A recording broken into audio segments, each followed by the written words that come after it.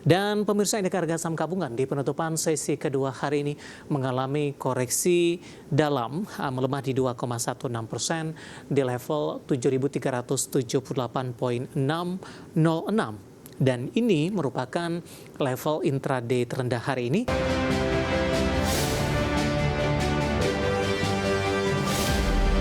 Terima kasih untuk Anda yang masih bergabung bersama dengan kami, dan di segmen ini kita akan review jalannya perdagangan di sepanjang hari ini, pemirsa. Dan kami ingatkan kembali Anda masih bisa berpartisipasi di WhatsApp interaktif kami seperti yang tertera di layar televisi Anda nantinya. Dan saat ini kami sudah terhubung melalui Zoom bersama dengan Bapak Octavianus Audi yang merupakan Vice President PT Kiwum Sekuritas Indonesia. Kita akan langsung sapa saja Pak Audi. Selamat sore. Apa kabar, Pak? Selamat sore Pak David, kabar baik, terima kasih. Ya, terima kasih juga Pak Audi sudah meluangkan waktu di IDX Channel. Hari ini lanjutan pelemahan dalam indeks harga saham gabungan masih terus terjadi, bahkan secara intraday sudah ke 7.300-an Pak Audi. Bagaimana review Anda secara teknikal? Kondisi pelemahan dalam yang berlanjut hari ini sudah ke 7.300-an, dan pola pergerakan indeks harga saham gabungan setelah di beberapa pekan sebelumnya sempat menguat ke 7.700-an, Pak Audi. Ya, baik, terima kasih Pak David. Ya, hari ini ISG sebenarnya mengkonfirmasi tren pasca bergerak sideways cukup panjang dari beberapa hari terakhir, dan hari ini sudah mematahkan moving average 10 harinya, yang artinya 7.300 ini kembali lagi ke teritori bearish begitu dalam jangka pendek. Dengan hari ini juga sampai dengan sesi 1 tadi ya, volume transaksi juga cukup besar, dan ini memang mengkonfirmasi kekhawatiran.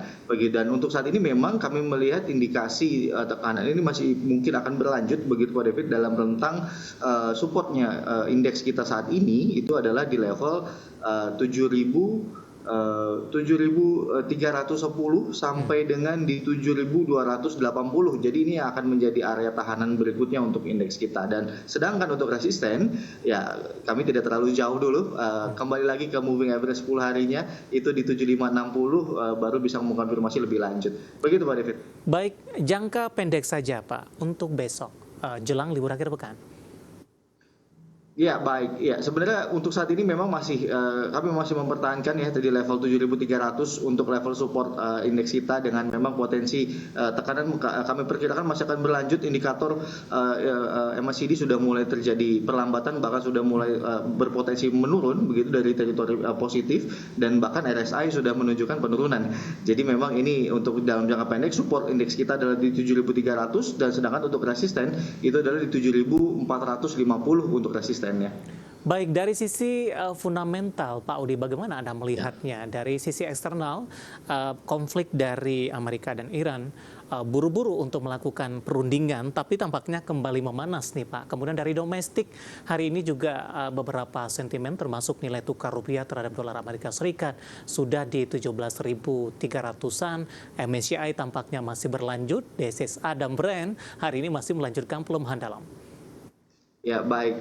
Terima kasih, tadi sudah disampaikan semua oleh Pak David begitu ya, dan itu memang yang menjadi catatan kami hingga saat ini. Terlebih mungkin saya hanya menambahkan dari yang tadi sudah disampaikan Pak David, mungkin ada satu lagi terkait dengan rating begitu ya, walaupun kita masih stabil, tetapi memang dengan outlook yang lebih negatif. Nah, ini juga menjadi catatan buat Indonesia, khususnya saham-saham Indonesia, mulai dari Fitch begitu ya, lalu juga kemarin terakhir kembali lagi juga sudah mulai diturunkan dari beberapa agensi rating lainnya, dan ya Moody's begitu ya. Dan juga memang kalau kami lihat dari reviewnya, memang yang dikhawatirkan adalah terkait dengan penggunaan dari APBN itu sendiri dari sisi fiskal, dan ini juga perlu catatan dan perlu hati-hati. Dan ini kelihatannya investor di saham juga cukup merespon negatif Pak David ya, tadi sudah disampaikan sentimennya. Dan kalau dari catatan kami, 1 bulan ini saja dari awal April begitu, asing mencatatkan atau melego saham-saham Indonesia sampai dengan hingga 7 triliun, dan ini memang menjadi rekor catatan buruk begitu ya. Dan kalau kita akumulasikan secara year to date, justru di sini semakin lebar, itu adalah 39 triliun. So memang ini menjadi khawatiran jika memang nanti outlook yang lebih negatif. Khawatirnya kami adalah terjadi penurunan alokasi khususnya untuk saham-saham Indonesia. Dan tadi juga sudah disampaikan, MSCI sudah menetapkan bahwa belum ada perubahan, belum ada review lanjutan sehingga di bulan Mei kemungkinan tidak ada konstituen dari Indonesia yang masuk ke dalam indeks begitu, dan juga tidak ada kenaikan grade dari yang small ke global index dan seterusnya. Nah ini juga akhirnya terjadi alokasi perubahan yang cukup signifikan. Ya, ini yang membuat kenapa indeks kita tekanannya cukup hebat dalam 2-3 hari terakhir. Begitu Pak David. Baik, langsung saja kita ke DSSA dan Brent Pak. Ini sudah 3 hari ini mengalami koreksi yang cukup dalam. Tapi hari ini sedikit memberikan perlawanan karena Brent dan DSSA sempat bergerak di zona hijau di awal pembukaan, kemudian harganya kembali jatuh dalam. Kita ke DSSA terlebih dahulu Pak. Kebetulan juga sudah ada pertanyaan masuk Bapak Bismar P. Sihotang dari Medan. Apakah sudah boleh entry ini di tengah laju pelemahan dalam yang masih terus berlanjut untuk DSSA? Ya baik, mungkin kita menyambung sedikit terkait dengan narasinya untuk DSSA itu sendiri ya, dengan di tengah khawatirnya masuk dalam indeks HSC, ya Highest Concentration yang sudah dirilis oleh Bursa Efek, begitu ya. Ini memang responnya cukup negatif, dan catatan kami sampai dengan saat ini memang kekhawatirannya adalah DSSA ini trennya sudah mulai kembali bergerak dalam tren yang cukup bearish, dan terlihat juga beberapa kali gagal untuk mempertahankan level support. So dengan volume transaksi yang kami lihat juga cukup besar, ini DSSA kemungkinan akan kembali lagi menguji level support untuk saat ini hingga di level terdekatnya itu adalah di level 2100 sampai dengan di 2130. Ini yang menjadi catatan area demand DSSA pada saat di bulan periode Mei dan hingga Juli 2025 lalu. So jika memang ini gagal dipertahankan, maka kami melihat tekanan ini bisa lebih berlanjut dan bisa lebih dalam. Tetapi memang jika terjadi reversal, jika terjadi technical rebound, maka dalam jangka pendek kami perkirakan DSSA setidaknya bisa kembali lagi ke level 2450 hingga 2500. Begitu Pak David. Penutupan sesi kedua di 2250 Pak, intraday terendah hari ini melemah di 10,36%. Seiring di sesi kedua ISG juga ditutup makin koreksi dalam. Sinyal dengan posisi penutupan hari ini, besok peluang untuk lanjutan pelemahan masih terbuka cukup lebar tidak Pak Audi? Ya, berdasarkan penglihatan dengan dari sisi teknikal begitu Pak David, memang kami melihat catatan ini kemungkinan level 2100 ini akan cukup kuat, dan kita lihat begitu ya di hingga besok. Tetapi memang untuk saat ini ya kita masih belum melihat adanya perlawanan, walaupun di sesi satu tadi ya seperti yang disampaikan oleh Pak David seperti ada perlawanan, tetapi ternyata keok juga gitu ya di sesi kedua. So ya memang ini kita akan lebih menantikan di 2100 sampai dengan di 150 begitu Pak David. Oke, kita beralih ke Brent Pak, sudah meninggalkan level 5.000-an hari ini 4930, koreksi 8% untuk Brent.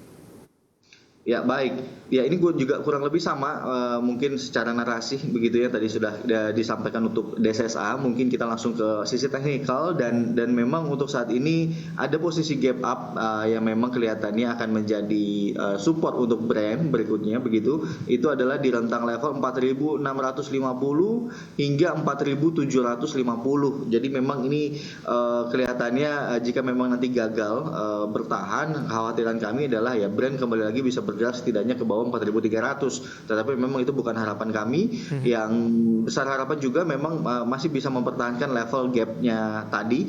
Jika terjadi technical rebound, resisten yang kami catat di sini untuk Brent ada cukup bertahap begitu Pak David. Yang pertama di 5.500 dan resisten keduanya adalah di 6.050 ya, atau sama dengan moving average 10 harinya begitu. Baik, dari sisi pola Pak, jangka pendek dan menengah dalam sepekan sudah koreksi 22%, year to date sudah 49% untuk Brent. Iya, betul sekali tadi seperti yang sudah disampaikan Pak David.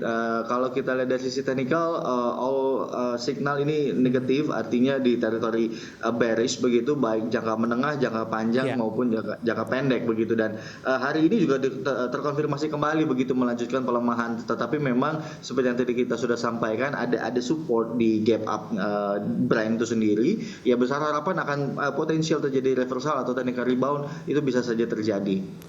Baik, di tengah pelemahan dalam indeks harga saham gabungan, saham-saham konglomerasi dan big cap hari ini kompak melemah. Salah satu sektor atau subsektor saham adalah emiten migas, Pak. Tampaknya hari ini Ya. masih melaju kencang ini. Bagaimana Anda melihat dari pola pergerakan harga minyak mentah terlebih dahulu, Pak Audi? Brent sudah kembali diperdagangkan di atas level 100-an? Iya, baik. Sebenarnya kalau kita coba sedikit cermati terkait dengan dinamika yang terjadi pada harga minyak mentah, ini memang berkorelasi cukup positif begitu ya Pak Devi terhadap geopolitik yang tengah terjadi di Selat Hormuz begitu ya. Dengan memang kalau kita lihat dari catatan report terakhir bahwa memang ternyata hanya sedikit progres pergerakan komunikasi lanjutan begitu ya, pasca yang sebelumnya sudah ada kesepakatan ternyata Amerika melakukan blokade dengan ya ketidaksesuaian dari kesepakatan yang sudah terjadi, sehingga memang kami juga sedikit melihat bahwa Iran ini juga lebih berhati-hati dalam mengambil keputusan ke depannya begitu. Memang di tengah juga kuasa dari Amerika Serikat ini mau mencoba mengontrol begitu Selat Hormuz itu sendiri dan dengan dikenakannya tarif internasional, lalu juga sudah mulai adanya commercial vessel dan seterusnya. Jadi ya ini sebenarnya juga berkorelasi cukup positif, dan saat ini memang berdasarkan report terakhir komunikasi yang berjalan ini hanya tendensinya hanya kecil saja, sehingga kenapa minyak kembali lagi khususnya Brent kembali lagi ke 104 dan impactnya ke sektor energi kita begitu, itu kecenderungan juga sama berkorelasi cukup positif. Begitu Pak. Oke, adakah saham-saham pilihan Anda untuk hari ini? Apakah ada yang masuk dari saham dan sektor migas ini? Nanti kita akan lanjutkan.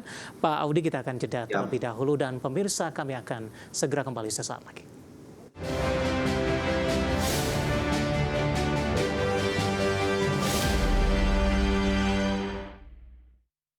Dan pemirsa, indeks harga saham gabungan di penutupan sesi kedua hari ini mengalami koreksi dalam, melemah di 2,16% di level 7.378,606.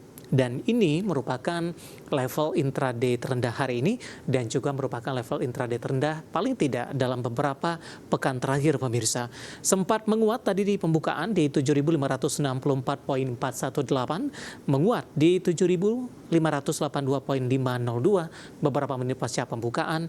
Kemudian indeks harga saham gabungan berbalik melemah sehingga tekanan paling dalam pas ketika penutupan perdagangan di sesi kedua hari ini.